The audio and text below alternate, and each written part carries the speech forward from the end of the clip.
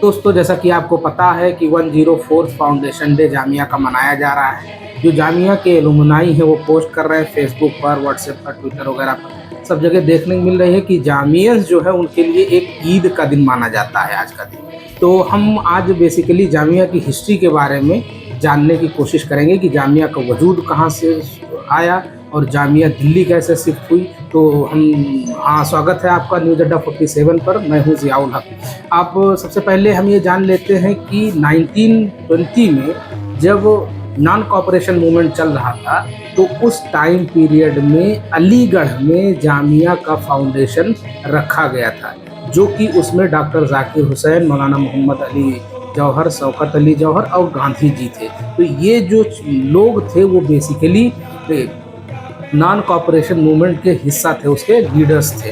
अब हम चलते हैं, ये जानते हैं दिल्ली कब शिफ्ट हुई। तो 1935 में ये जो जामिया फाउंडेशन अलीगढ़ में हुआ था, तो डॉक्टर जाकिर हुसैन की लीडरशिप में ये दिल्ली में शिफ्ट होता है। ये जो एक रीजन है ओखला का, तो वो जामिया नगर उसी के नाम से फिर बाद में पड़ता है। और जो जामिया मिल्लिया इस्लामिया है वो बेसिकली एक उर्दू के लफ्ज़ है, फारस उर्दू के लफ्ज़ है। तो जामिया विच मीन्स की यूनिवर्सिटी, इंग्लिश में यूनिवर्सिटी कहते हैं, उर्दू में जामिया कहते हैं उसको।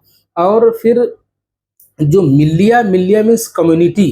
तो इस उसके जो वर्ड है इसी से कुछ रिफ्लेक्शन हो रहा है कि एक कम्युनिटी के जो रेशनल और मॉडर्न एजुकेशन के लिए इस्टेब्लिश की गई थी।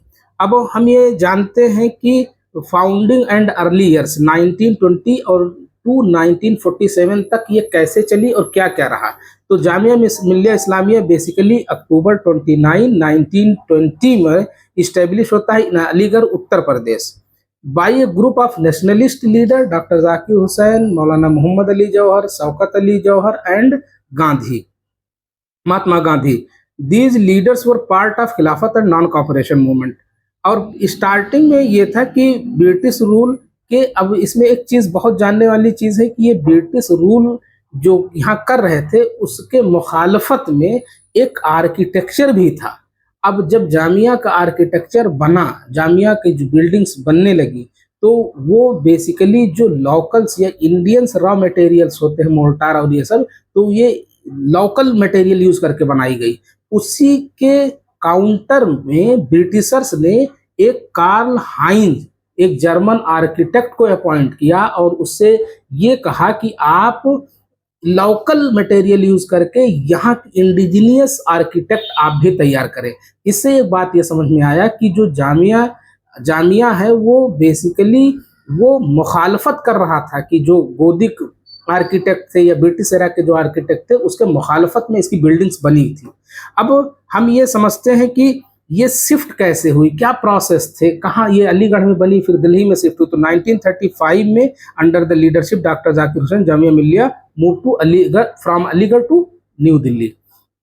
अब एक बात समझना है कि पोस्ट इंडिपेंडेंस एरा यानी 1947 के बाद में कैसे चली, क्या क्या सिचुएशन रहे, आप ये जान समझेंगे कि जब वो अलीगढ़ से दिल्ली शिफ्ट होती है तो इसके फंड की कमी हो जाती है, क्योंकि ब्रिटिश के अगेंस्ट में एक यूनिवर्सिटी बनाई जा रही है। तो वो उस वक्त जो रूल कर रहे थे वो ब्रिटिशर्स थे, तो यहाँ फंड की कमी हो जाती है। तो कम्युनिटी फंड से या जो भी एक्टिव लीडर्स थे उस टाइम पीरियड के, उनके सहयोग से फिर ये यूनिवर्सिटी कंटिन्यू चलती रही। तो रिकॉग्निशन एज ए 1947 में जब देश आज़ाद हो गया तो ये सबसे पहले नेशनल यूनिवर्सिटी का एक रिकॉग्निशन मिला इसे कि ये राष्ट्रीय विश्वविद्यालय है, मतलब राष्ट्र का है। फिर it continue to expand the academic programmes and infrastructure, और इसके जो प्लूरलिस्टिक वैल्यू को इम्प्रूव किया गया। यहाँ जो एक डाइवर्सिटी है उसको मद्देनजर रखते हुए इसकी प्लूरलिज्म, इसकी इथॉस को मेंटेन किया गई। फिर 1962 में Jamia declared as a deemed university, इसको थोड़े पावर रिकॉग्निशन अब मिलने शुरू हो गए। 1962 में एक डीम्ड यूनिवर्सिटी का इसे रिकॉग्निशन मिल गया। इन 1988 में Jamia Millia Islamia was formally granted status of central university bye act of Indian parliament. Indian parliament के उससे जामिया मिल्लिया इस्लामिया को एक सेंट्रल यूनिवर्सिटी का दर्जा मिल गया है। अब फिर देखते हैं कि मॉडर्न एरा में इसके अचीवमेंट्स क्या क्या हैं, क्या अचीव किया, कितने लेवल पर इसका ग्रोथ हुआ, कैसे लोग यहाँ से निकले। जैसे कि अलीगढ़ में एक उसकी क्वालिटी ये रही है कि जो उसके एलुमनाई होते हैं या जो वहाँ के पढ़े स्टूडेंट्स होते हैं, वो उनका नेचुरली इस तरह से माना जा सकता है कि उनका अपनी यूनिवर्सिटी के लिए बहुत लगाव हो जाता है और वो अलीग लिखते हैं, यहाँ जामियंस लिखते हैं, लेकिन ये लोग अपने जो अदर स्टूडेंट्स हैं उनका बहुत हेल्प करते हैं। तो वही अब देखना ये है कि यहाँ से कौन लोग निकलते, तो अंडर ग्रेजुएट, पोस्ट ग्रेजुएट और फिर डॉक्टरेट्स, सारे अलग अलग फील्ड्स में जो मॉडर्न एजुकेशन के तर्ज पे इंडिया में जो एजुकेशन प्रोवाइड कराई जाती है अदर यूनिवर्सिटी में, उसी तर्ज पर यहाँ भी एजुकेशन प्रोवाइड्स कराए जाते हैं। Jamia produce many notable alumni, जैसे कि आप बरखा दत्त का नाम सुनते होंगे, अंजना ओम कश्यप का नाम सुनते हैं, शाहरुख खान का नाम सुनते हैं, तो ये लोग जामिया मिलिया इस्लामिया से भी एसोसिएटेड रहे हैं और जामिया मिलिया इस्लामिया के एलुमनाई हैं। जामिया मिलिया इस्लामिया से ये लोग पढ़े हुए हैं। अब इसकी जो लिगेसी है एंड कॉन्ट्रीब्यूशंस हैं होल कंट्री के लिए, वो क्या है, आप माइनॉरिटी स्टेटस के रूप में दो यूनिवर्सिटी जो बहुत फेमस हैं in India particularly for Muslims, वो है एएमयू एंड जामिया। और कुछ हद तक हैदराबाद की उस्मानिया यूनिवर्सिटी को भी रिकॉग्नाइज, वो अलग डिबेट है, लेकिन जामिया और अलीगढ़ को नॉर्थ में ज़्यादा जाना जाता है। तो Jamia Millia Islamia stands as a unique symbol of India's educational and nationalist movement. हर यूनिवर्सिटी से इसका जो बेसिक फाउंडेशन है, तो वो डिफरेंशिएट इस बेसिस पे करता है कि जो जामिया है वो एक मूवमेंट के थ्रू आई, यानी कि नॉन कॉपरेशन मूवमेंट जिस तरह से इमर्ज हुआ, खिलाफत और नॉन कॉपरेशन, उसी के टाइम पीरियड में इसका फाउंडेशन है और फिर वो अलीगढ़ से यहाँ शिफ्ट हुई है।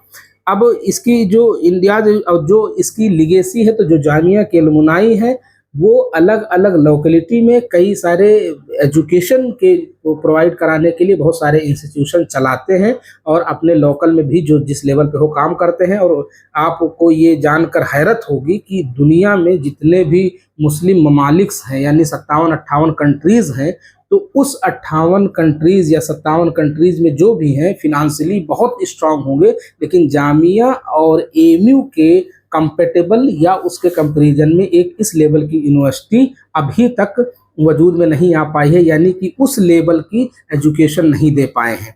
और हालांकि अगर आप स्टडी करेंगे, समझेंगे, तो वहीं सर सैयद भी एक क्या थे, एक जज रहे बिजनौर के। वहीं डॉक्टर जाकिर हुसैन तो वेल एंड गुड सब जानते हैं कि वो बहुत बड़े एजुकेशनिस्ट थे, स्कॉलर्स थे और यहाँ के राष्ट्रपति रह चुके हैं। और तो ये सब पूरी बेसिक आइडिया है फॉर जामिया के लिए और जो जामियंस हैं उनके लिए भी, कि आपको जो लोग थे जिन्होंने ये फाउंडेशन रखी थी वो इस लेवल को आपके लिए एजुकेशन प्रोवाइड कराए ताकि आपने अपने लाइफ में ग्रोथ पाया है। तो थैंक यू वेरी मच कि आप मुझे ज्वाइन किए। ऐसे ही वीडियोस को देखने के लिए हमारे न्यूज़ अड्डा 47 को सब्सक्राइब कर लें।